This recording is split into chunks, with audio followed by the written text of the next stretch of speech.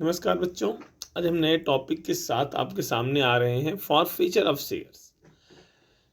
तो forfeiture of share है क्या? Forfeiture is cancellation of share due to non payment of call money. इसका मतलब होता है जब कंपनी आपसे कोई अलॉटमेंट या कॉल मनी मांगती है और आप पेमेंट करने में इनकेपेबल है, आप पैसे नहीं मिलते कंपनी को, तो कंपनी के पास राइट होती है कि आपके शेयर को फॉरफिट करनी।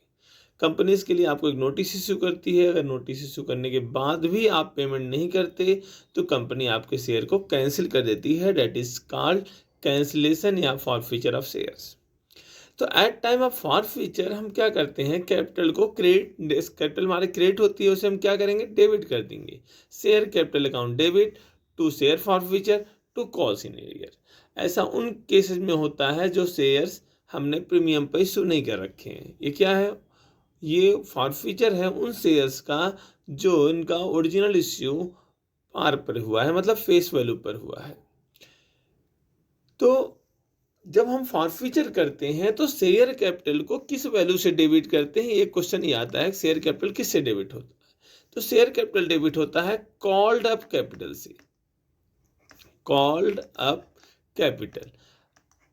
दूसरा पॉइंट आता है, अब आज से दिमाग में आता होगा कॉल्ड अप कैपिटल क्या है, तो मैं आपको एक्सप्लेन करना चाहूँगा। 10 रुपये का शेयर है आपके पास, आपने 2 रुपये अप्लीकेशन पे मांगे, 3 रुपये अलॉटमेंट पे मांगे और balance call first and final call पर, जो कि कितने रुपए की बची, 5। ये क्या है? ये इट इज कॉल्ड अप्लीकेशन। ये हमारा अप्लीकेशन है। ये क्या है? हमारा अलॉटमेंट है। और ये क्या है? हमारा फर्स्ट कॉल है, फर्स्ट एंड फाइनल। सपोज करो आपसे ये पैसा मांगा गया है, ये पैसा मांगा गया है, बट ये पैसा मांगा नहीं गया है। तो आपसे कुल कितना पैसा मांगा गया है? आपसे 5 रुपीज़ मांगे गए हैं। तो शेयर कैपिटल में कितना अमाउंट आएगा? 5 रुपीज़ आएंगे। क्यों 5 रुपीज़ आएंगे? क्योंकि अभी तक हमसे ओनली 5 रुपये कॉल्ड अप हुए हैं। अब आता है आपने पे कितना किया। आपने एप्लीकेशन पे कर दिया बट अलॉटमेंट नहीं पे किया, फर्स्ट कॉल नहीं पे किया, तो आपने कुल कितना पे किया? 2 रुपये, जो कि कहाँ आता है? फॉरफीचर में। जो आपको मिले हैं वही आप जब्त कर सकते हो। कंपनी के पास कितना पैसा है? 2 रुपये, तो 2 रुपये फॉरफिट कर सकती है। तो ये फॉरफीचर में क्या आता है? कॉल्ड अप कैपिटल आती है। क्या आती है? Called up capital. एंड जो पैसा नहीं मिला वो कहाँ पर आता है? एरियर में। तो एरियर को क्या बोलते हैं? Unpaid amount. Unpaid amount. मैंने यहाँ कैपिटल वर्ड यूज नहीं किया क्योंकि यहाँ पर अनपेड अमाउंट ही आता है। तो आप देखिए, आपको 5 आपने कॉल अप किया, 2 आपको मिले, तो कितने आपको नहीं मिले? 3 रुपीज़। आप डायरेक्ट फाइंड आउट कर सकते हैं, आप नीचे भी सकते हैं। देखिए आपको क्या मिला है? एप्लीकेशन, बट आपको अलॉटमेंट नहीं मिला, फर्स्ट कॉल नहीं मिला। तो आपके समझ में आ गया होगा कि आपको कितना मिला कुल?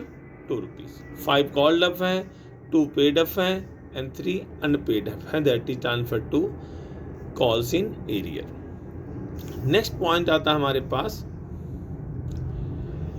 कि अगर शेयर प्रीमियम पर इशू हुए हैं, उनको फॉरफिट करते हैं, तो क्या एंट्री होगी? Forfeiture of shares whose original issue are at premium. उन शेयरों को फॉरफिट करना जिनका ओरिजिनल इश्यू किस पर हो रखा है? प्रीमियम पर हो रखा है। तो हम अब भी वही एंट्री करेंगे। हम क्या करेंगे? Share capital account debit. ये किससे डेबिट होता है? आपको मालूम चल गया है कि कॉल्ड अप से होता है। सिक्योरिटी प्रीमियम भी डेबिट हो सकता है। ये हो सकता है केवल security premium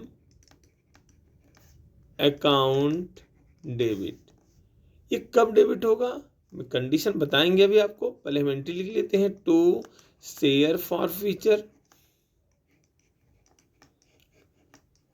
forfeiture account and to calls in arrear. जहां पर आप एरियर लिखते हैं वहां पर आप रिस्पेक्टिव कॉल्स भी लिख सकते हैं, अगर आपने एरियर मेंटेन नहीं किया है तो। अभी हम बाकी चीज़ों को और भी डिस्कस करेंगे, पहले हम क्वेश्चन को थोड़ा सिंपल तरीके से सॉल्व करने की कोशिश करेंगे।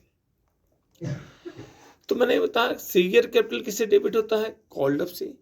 प्रीमियम तभी डेबिट होगा, premium is debited when it is not paid up, when it is not paid up. तो प्रीमियम तभी कैंसिल होगा जब ये पे ना हुआ है। अगर पे हो गया है तो प्रीमियम डेबिट नहीं होगा। मैं आपको इस क्वेश्चन के थ्रू समझाता हूं। 10 रुपए का शेयर है और 2 रुपए प्रीमियम पे इशू कर रखे हैं आपने, तो ये एप्लीकेशन पर आपका है 3 रुपीज इंक्लूडिंग 1 रुपी एज प्रीमियम। तो भैया हम आपको बताएंगे 3 रुपीज आप मांग रहे हैं एप्लीकेशन पर, उसमें क्या लिखेंगे 2+1। मान ली अलॉटमेंट पर कितना है 4 रुपीज, 3+1 इंक्लूडिंग प्रीमियम है 1 रुपए का, 3+1।